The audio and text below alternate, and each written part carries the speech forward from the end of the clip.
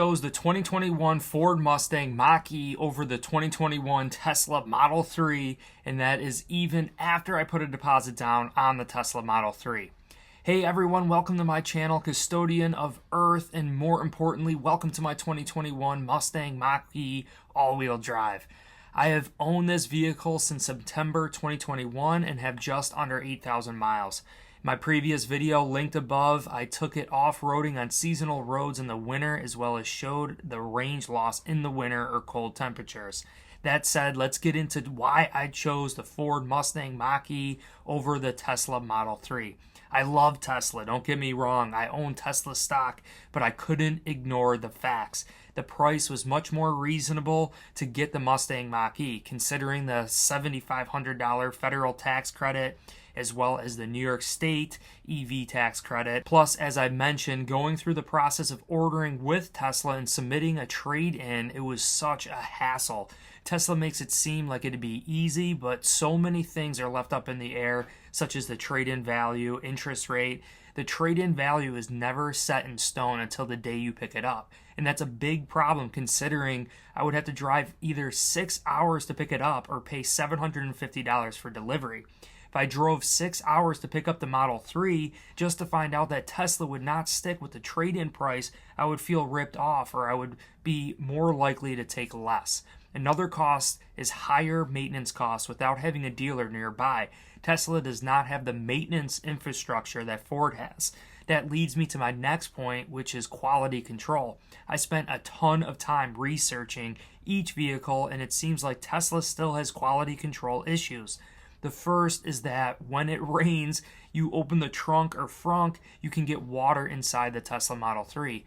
Doors are known to not be aligned properly, and the biggest issue I saw was a smelly AC.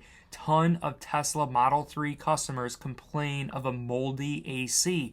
Can you imagine paying that much for a Tesla just to smell mold while you drive? There is a fix, and some say they do it every year. You have to take the panels off, the screws off, you have to buy spray foam, and you got to clean the filter and replace the filter. One reason I got an EV was to avoid oil changes, and to me this seems like instead of an oil change, you're going to have to change the AC filter every year. The Ford Mustang Mach-e has everything that Tesla has, and to be honest, the look of it has definitely grown on me. Yes, Ford doesn't have the charging network or the full self-driving features, but there are many other options for Ford, such as like ChargePoint or PlugShare, and the Ford Blues Cruise is amazing. The lane assist technology as well as adaptive cruise control are perfect for my daily commute.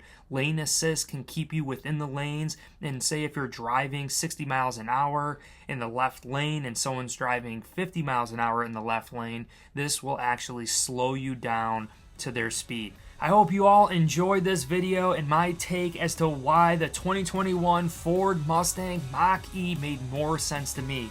In future videos, I will be showing you how I camped out of my Mustang Mach-e. I actually drove it to Lake Placid and slept in it overnight in 19 degrees. I will give you more drone shots, amazing shots of this vehicle, as well as how to charge and so much more.